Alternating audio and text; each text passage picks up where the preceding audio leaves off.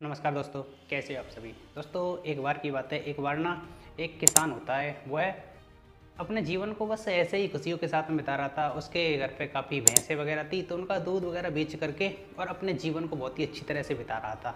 एक बार क्या हुआ, उसने एक खरगोश पाला और एक बंदर पाला। जो किसान था उसने एक तो खरगोश पाला और एक बंदर पाला, दोनों को बहुत ही अच्छी तरह से खिलाता पिलाता है। एक दिन क्या हुआ, उन दोनों को ले जा करके पहुँच जाता है अपने खेत पर। और जब वो खेत पर पहुँच जाता है तो उसने अपने खेत में बहुत सारे गड्ढे किए और उन सारे गड्ढों में एक गड्ढे में उसने गाजर को छुपा दिया और उन दोनों से कहा कि जो भी इस गाजर को ढूंढ करके मेरे पास ले आएगा वो मेरा सबसे अच्छा खासा दोस्त होगा और मैं उसे बहुत ही अच्छी तरह से अपने पास में रखा करूँगा और उसके प्रति मेरी ईमानदारी और भी ज़्यादा बढ़ जाएगी। जैसे ही उन दोनों ने सुना, जो खरगोश था अपने ऊपर उसे बहुत ही कॉन्फिडेंस था कि मैं तो कुछ ही समय में इस गाजर को ढूंढ लाऊंगा, क्योंकि दोस्तों आपने देखा होगा खरगोश को गाजर बहुत ही ज़्यादा पसंद होती है।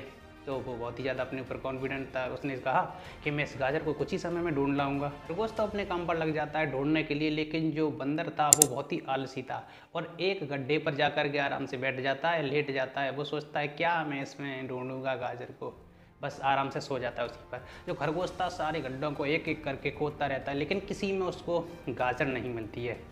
जब उसे गाजर नहीं मिली तो खरगोश ने सोचा जो ये बंदर इस पर लेटा हुआ है शायद इसी में वो गाजर होगी।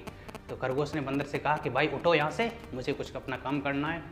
और उसको उठा दिया वहाँ से। और खरगोश ने जैसे ही उस गड्ढे को खोदा तो वो गाजर उसी गड्ढे में निकल आती है। और जैसे ही बंदर ने देखा कि गाजर तो उसी गड्ढे में थी जिसमें मैं लेटा हुआ था, दोस्तों उसके भी होश उड़ जाते हैं। सोचने लगा कि काश मैं अगर इस गड्ढे को ही खोदना शुरू कर देता तो सबसे पहले मुझे ही मिल जाती और मैं जीत जाता। दोस्तों कहानी बड़ी छोटी सी है, लेकिन इस कहानी से हमें सीखने को बहुत कुछ मिलता है कि हमेशा अपने जीवन में आलसपना मत दिखाइए, अपने काम के प्रति ईमानदारी दिखाइए और जो भी आपका काम है उसे ईमानदारी के साथ कीजिए।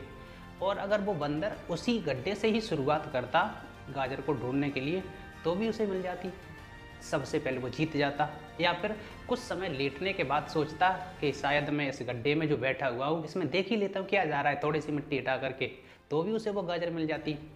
वो बंदर तो इतना आलसी निकला, लेकिन जो खरगोश था कंटिन्यू अपने काम पर लगा रहा और अंत में जाकर के उसे सफलता मिल जाती है। तो छोटी सी कहानी से हमें सीखने को बहुत कुछ मिलता है कि अपने काम के प्रति हमेशा बढ़ते रहिए, धीरे धीरे ही सही अपने काम के प्रति कंटिन्यू लगे रहिए, आपको एक ना एक दिन सफलता जरूर मिलेगी। वो जो आलसी लोग होते हैं भले ही उनकी मंजिल उनके सामने ही हो, लेकिन वो ढूंढ नहीं सकते।